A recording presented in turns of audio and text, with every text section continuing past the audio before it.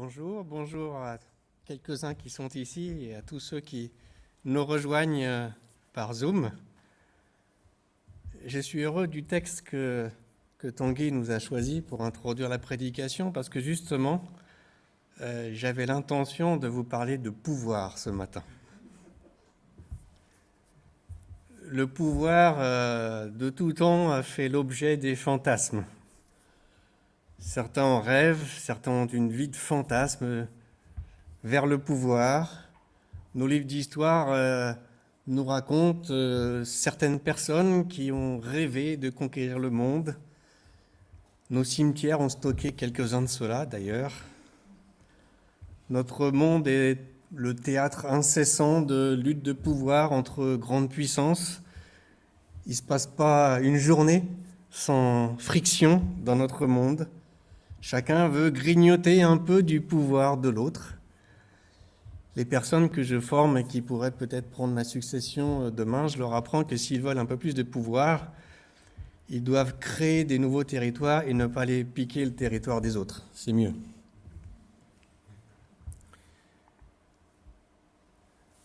Un homme à qui le pouvoir monte à la tête est toujours ridicule, disait Henri de Monterland.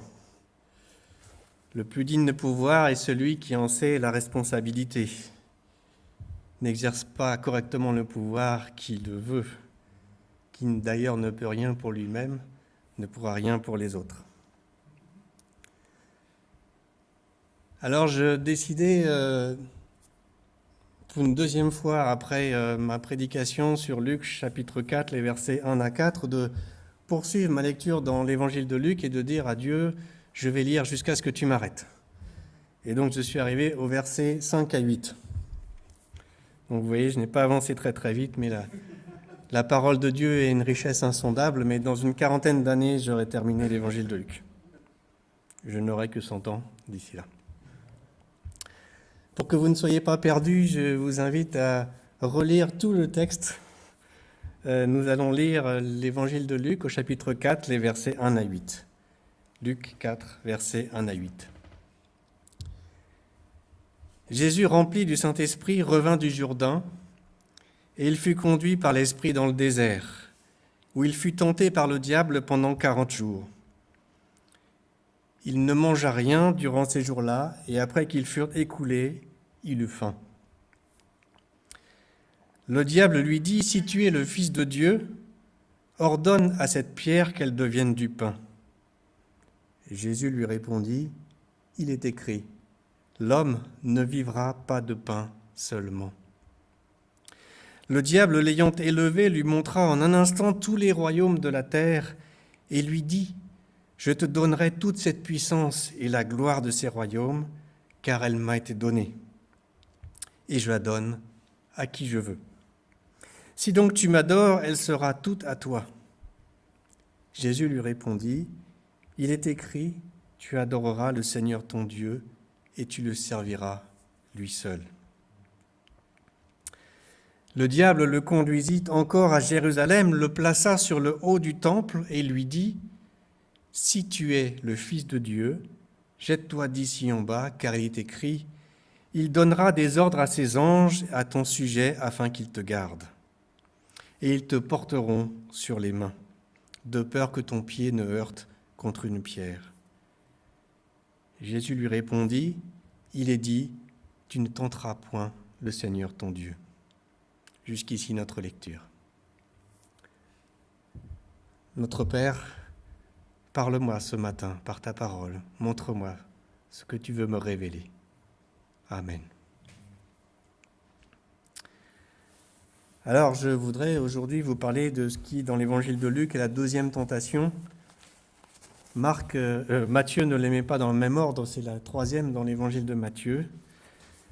Et j'avais déjà évoqué les deux autres tentations dans ces 12 derniers mois, ici, à cette tribune. Quand le diable veut expliquer à Jésus ce qu'il doit faire puisqu'il est le Fils de Dieu. Jésus a faim, tu es le Fils de Dieu. Pourquoi souffrir de la faim comme un homme ordinaire ? Pourquoi vivre la galère du pain quotidien ? Tu es assez puissant pour changer les pierres en pain. Pourquoi vivre comme un pauvre ? Et puis tout le monde t'aimera tellement si tu leur donnes du pain à manger. Dans la troisième tentation pour l'évangile de Luc, le diable mène Jésus sur le haut du temple et jette-toi dans le vide puisque tu es le Fils de Dieu. Dieu ne te laissera pas mourir, des anges te porteront. Aurais-tu peur, Jésus? Et puis tout le monde t'admirera tellement si tu es sauvé miraculeusement de la mort par Dieu. Je vous propose ce matin de nous attarder sur la deuxième tentation, celle du pouvoir. Jésus ne veut pas prendre les hommes ni avec du pain, en changeant les pierres en pain, ni avec du surnaturel, en sautant du haut du temple.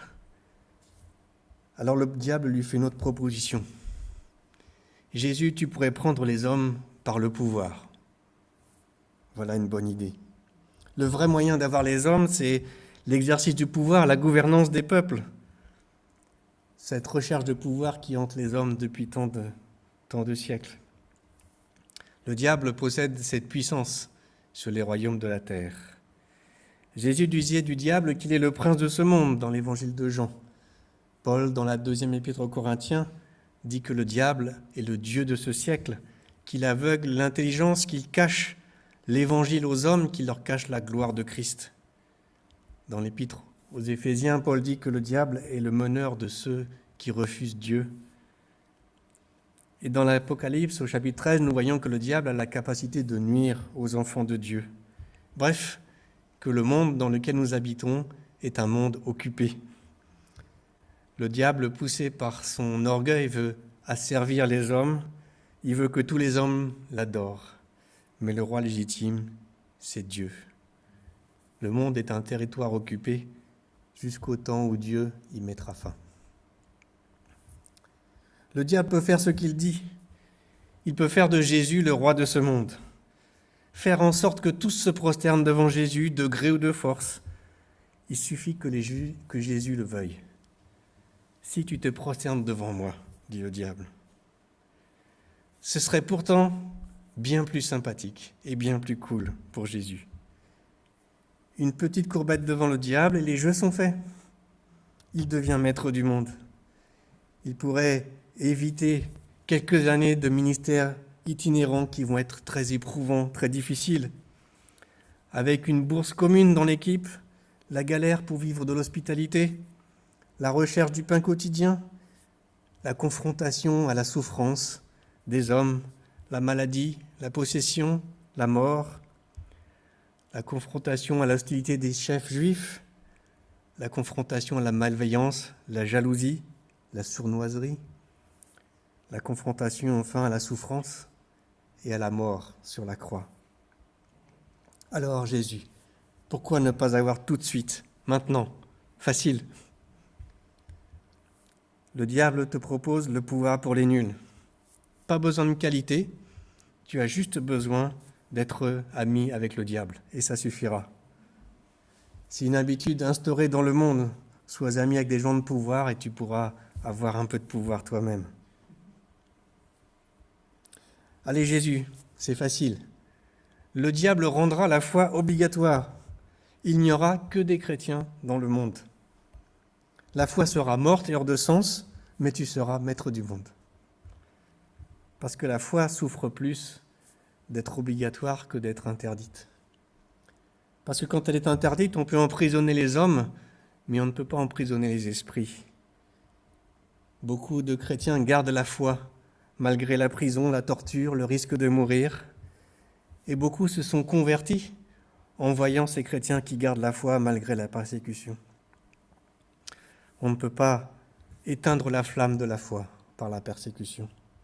Alors que si la foi est obligatoire, eh bien la foi obligatoire n'est plus une foi, c'est le respect de la loi.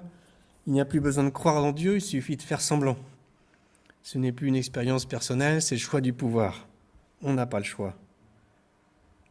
Dans le passé de l'Église chrétienne, il y a beaucoup de gens qui se sont convertis ou qui font semblant de se convertir avec l'épée dans le dos, n'est-ce pas ? Jésus ne veut pas du pouvoir offert par le diable. Mais dire que Jésus refuse le pouvoir serait un contresens. C'était dans le texte que Tanguy nous a lu tout à l'heure. Jésus sera roi. Après la résurrection, Jésus vient voir ses disciples et il leur dit « Tout pouvoir m'a été donné dans le ciel et sur la terre ». Et dans l'Épître aux Philippiens, ce texte sur lequel je me suis appuyé déjà longuement des fois précédentes, il est dit que Jésus s'est humilié lui-même, se rendant obéissant jusqu'à la mort, même jusqu'à la mort de la croix. C'est pourquoi aussi Dieu l'a souverainement élevé et lui a donné le nom qui est au-dessus de tout nom, afin qu'au nom de Jésus, tout genou fléchisse dans les cieux, sur la terre et sous la terre, et que toute langue confesse que Jésus-Christ est Seigneur, à la gloire de Dieu le Père. Dans l'Apocalypse, nous voyons une vision d'une foule immense qu'on ne peut compter, de toute nation, toute tribu, tout peuple, toute langue, qui est rassemblée devant l'agneau. L'agneau, c'est Jésus-Christ, sacrifié pour le salut des hommes, et qui reçoit maintenant l'adoration de son peuple. Paul dit dans l'Épître aux Éphésiens, au chapitre 1, que c'est la volonté de Dieu de réunir en Christ aussi bien ce qui est dans le ciel que ce qui est sur la terre. C'est bien le but de Jésus, de devenir le maître du monde. Le problème n'est pas là. Le but du texte n'est pas de dire non plus que le pouvoir est une mauvaise chose que Jésus aurait refusé. Ce serait l'occasion de dire, allez, à la guillotine, les patrons idiots, les présidents, toute espèce de responsable qui nous dirige. Ce n'est pas le sujet du texte. Le texte nous pose 3 questions. La première, de qui Jésus tiendra-t-il son pouvoir ? La deuxième, c'est de quelle manière Jésus va-t-il conquérir le pouvoir ? Et la troisième, de quelle manière Jésus va-t-il exercer son pouvoir ? Aujourd'hui, Jésus ne veut pas prendre le pouvoir en faisant un compromis avec le diable. Il ne veut pas rendre au diable l'adoration qui revient à Dieu. Et la destinée de Jésus va bien au-delà que la royauté sur la terre. Le pouvoir politique n'est pas sa destinée, parce que sa destinée est bien au-delà de ce pouvoir politique. La proposition du diable, c'est un pouvoir injuste, facile et autoritaire. Il voudrait que Jésus doute du plan de Dieu, parce que la mission que Dieu demande à Jésus ne sera ni facile ni rapide. Et Dieu ne fera pas couler le sang du peuple, mais il fera couler le sang de celui-là même qu'il a envoyé, son propre Fils. Le diable veut empêcher Jésus de suivre ce plan de Dieu. À la fin de son ministère sur terre, en vrai descendant de David, Jésus est entré à Jérusalem, monté sur un ânon comme feu le roi David, acclamé par la foule en liesse. Les gens ont étendu leurs vêtements et des branches d'arbres sur la route pour accueillir ce Jésus qui vient au nom de Dieu. Et ils criaient « Béni soit celui qui vient au nom du Seigneur ». C'est un grand moment de liesse et de joie pour ceux qui sont présents, à tel point que les pharisiens sont choqués et qui disent à Jésus « Mais fais-les taire ». Et Jésus répond « Mais s'ils se taisaient, les pierres crieraient à leur place ». On y croit. Jésus va prendre le pouvoir. Il va renverser les Romains. Il va remettre les chefs des Juifs au pas. Il va rétablir la justice. Il va réhabiliter les opprimés dans leurs droits. Les disciples sont prêts au combat. On découvre dans l'Évangile qu'ils ont des épées avec eux. Et tout à coup, les disciples vont tomber du placard. Jésus va dire des choses qu'ils ne comprennent plus. Ils se sentent perdus et ils sentent qu'il leur manque une clé pour comprendre ce que Jésus fait et ce que Jésus dit. Dans notre groupe de maisons du Sud-Ouest, pour préparer Pâques, nous avons lu en continu des chapitres de l'Évangile de Jean. Nous avions 3 chapitres à chaque fois, même si nous n'avons pas tout à fait terminé, nous terminerons bientôt. Et nous avons lu notamment le chapitre 13 de l'Évangile de Jean. C'est au moment où le temps de la crucifixion approche. Jésus est dans un dîner intime avec ses disciples. Il y a une coutume dans le monde gréco-romain de cette époque de laver les pieds de ses invités avant le repas, parce que c'était un temps où on voyageait et c'était une nécessité aussi. Mais c'était aussi une marque d'estime pour les invités qui venaient à la maison. D'ailleurs, Simon le pharisien, quand il avait invité Jésus, ne lui avait pas fait laver les pieds et Jésus lui a reproché. Et c'est une tâche tellement vile qu'elle est réservée aux serviteurs de plus bas étage, aux esclaves.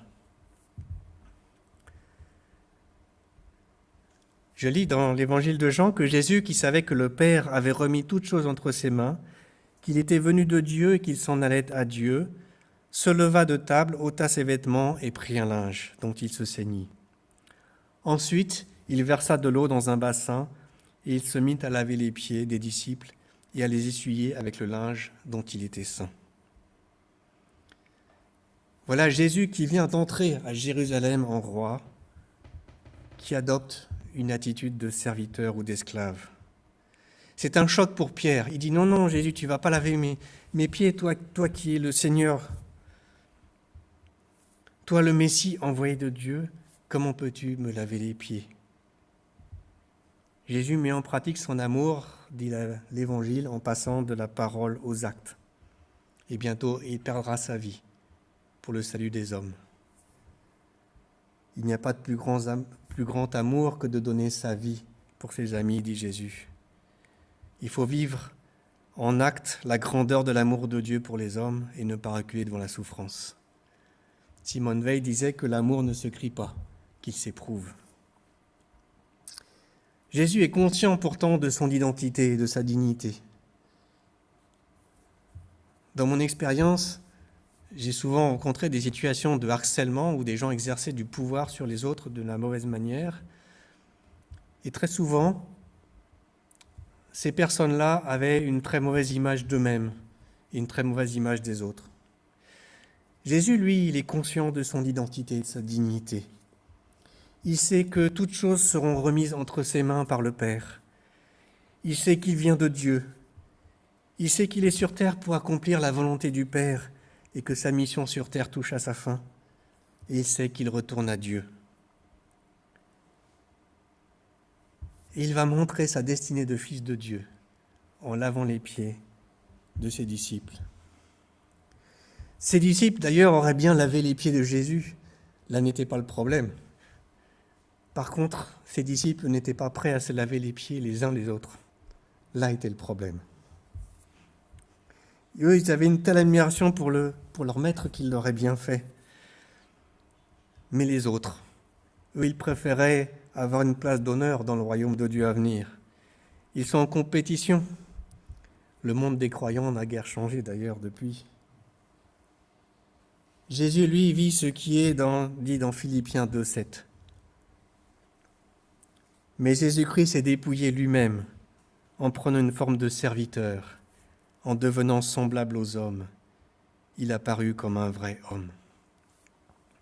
Alors Jésus envoie 2 messages à ses disciples.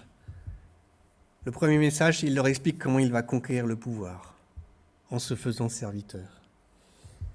Il va endurer la mort sur la croix pour le salut des croyants. Et le deuxième message, c'est comment les disciples devront vivre l'Église dans un humble service. Et la réponse que Jésus fait à Pierre, c'est « Tu dois d'abord m'accepter comme Jésus serviteur pour trouver le salut. » Dans l'évangile de Matthieu, au chapitre 20, Jésus disait que « Qui veut être grand parmi vous, qu'il soit votre serviteur. Qui veut être le premier parmi vous, qu'il soit votre esclave. » Jésus est venu non pour être servi, mais pour servir et donner sa vie pour les perdus. Dans Jean 13, un peu plus loin, Jésus dit que le serviteur n'est pas plus grand que son maître, l'apôtre n'est pas plus grand que celui qui l'a envoyé. Si moi, Jésus, j'ai été serviteur, à plus forte raison, vous que j'envoie, vous serez serviteurs aussi. Dans sa prière à Dieu, le Père, dans Jean 17, Jésus dit « Comme tu m'as envoyé dans le monde, Père, j'envoie aussi mes disciples, et ils se feront serviteurs, comme moi, j'ai été serviteur. » Et si vous êtes serviteurs, dit Jésus, vous serez bénis. N'entrera pas dans le royaume de Dieu celui qui dit « Seigneur, Seigneur », mais celui qui fait ma volonté, dit Jésus. Faire taire ses propres ambitions de dominer et épouser cette vision de service. Voilà la destinée des croyants. C'est que les disciples n'avaient pas encore compris toutes les valeurs du royaume de Dieu. Dans le royaume de Dieu, on ne tyrannise pas, on sert. Vouloir s'élever soi-même, c'est se condamner à la chute. Le chemin pour être conducteur, c'est devenir serviteur des autres. Le royaume de Dieu met en valeur ceux qui sont méprisables et faibles, les pauvres en esprit, les débonnaires, les affligés, les assoiffés de justice, les miséricordieux et les amoureux de la paix, les persécutés pour la foi. Même après la résurrection, les disciples peinent à croire encore à ce roi serviteur. Thomas dit, si je ne vois pas la marque de ses clous dans les mains, je ne croirai pas qu'il est ressuscité. Comment pouvons-nous imaginer le Messie, que le Messie passe par la mort? C'est incompréhensible. Et sur le chemin d'Emmaüs, ses disciples sceptiques encore, nous espérions que ce serait lui qui délivrerait Israël. Pourtant, pendant tous ces jours avant sa mort, Jésus a passé beaucoup de temps à expliquer à ses disciples ce qu'il est arrivé. Dieu serviteur, c'est si impossible, si difficile à comprendre. Le vrai pouvoir, le diable et les hommes croient le posséder, mais c'est un pouvoir temporel qui leur sera enlevé. Face à Pilate, Pilate interroge Jésus qui ne répond pas. Et Pilate lui dit, mais tu ne dis rien? Tu ne sais pas à qui tu as affaire? À moi, Pilate? Tu ne sais pas que moi j'ai le pouvoir sur ta liberté, sur ta vie? Et tu ne me réponds pas quand même? Et Jésus lui dit, tu n'aurais aucun pouvoir s'il ne t'avait été donné d'en haut. Jésus sera crucifié parce que Dieu l'a permis. Et Jésus ressuscité sera élevé au-dessus de toutes les autorités parce que Dieu en aura décidé ainsi. Le vrai pouvoir vient de Dieu. Et le pouvoir exercé par Dieu est une bénédiction, pas un pouvoir écrasant, pas un pouvoir tyrannique. Jésus disait dans Matthieu 11, « Prenez mon joug sur vous et recevez mes instructions, car je suis doux et humble de cœur, et vous trouverez le repos de vos âmes, car mon joug est doux et mon fardeau léger. » Combien avons-nous à apprendre de Dieu sur la manière d'exercer le pouvoir? Les apôtres, après la résurrection, ont repris la mission de Jésus en serviteur de Dieu. Dans les épîtres, quand Paul se désigne, il se désigne toujours serviteur de Jésus-Christ ou serviteur de Christ ou serviteur de Dieu. Jacques, dans son introduction, se nomme serviteur de Dieu. Jude, dans son introduction, se nomme serviteur de Dieu. Alors notre monde est un théâtre de pouvoir, un monde incapable de sortir de cette violence qui veut dominer, écraser, emprisonner. La recherche du pouvoir attire pourtant tellement. Les hommes assouvissent leur besoin de dominer par la force à tous les niveaux de la société, jusque dans les cellules familiales d'ailleurs. Et Jésus a fait ce que nous ne savions pas faire. Il s'est fait serviteur pour le salut des hommes. Il a assis son pouvoir en donnant sa vie. Sa résurrection célèbre la victoire sur les forces du mal. Il rappelle le règne éternel de Dieu. Ce sera un nouveau chapitre de réflexion qui viendra peut-être. Vous savez, dans l'armée, il y a tout type de généraux. Alors il y a, dans certains pays totalitaires, on a des généraux qui ont des rangées de médailles qui remplissent leur veste, voilà. Mais dont certains n'ont jamais mis le pied sur un champ de bataille. Autrefois, dans les armées, les généraux, ils avaient l'autorité sur leurs troupes parce qu'ils étaient devant avec les autres, et pas derrière à l'abri. Voilà. Jésus a assis son autorité en étant devant nous, en suivant le chemin de la souffrance, du sacrifice, du service, jusqu'à la mort sur la croix. Et maintenant, il a tout pouvoir dans le ciel et sur la terre. Et Jésus exerce ce pouvoir. Je vais conclure en lisant avec vous un extrait du psaume 146. Ne vous confiez pas aux grands, aux fils de l'homme, qui ne peuvent sauver. Leur souffle s'en va, ils rentrent dans la terre, et ce même jour leurs desseins périssent. Heureux celui qui a pour secours le Dieu de Jacob, qui met son espoir en l'Éternel son Dieu. Il a fait les cieux et la terre, la mer et tout ce qui s'y trouve.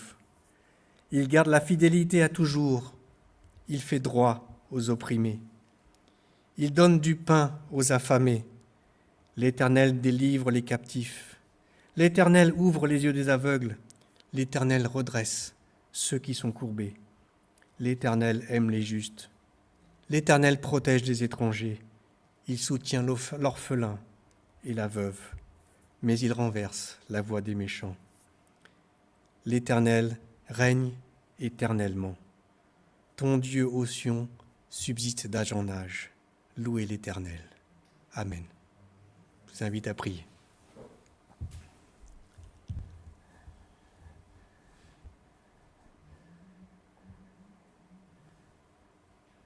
Notre Père, merci d'avoir envoyé Jésus pour nous montrer ce que nous ne savions pas faire. Apprends-nous à être des serviteurs du royaume de Dieu, pour la gloire de ton nom. Amen.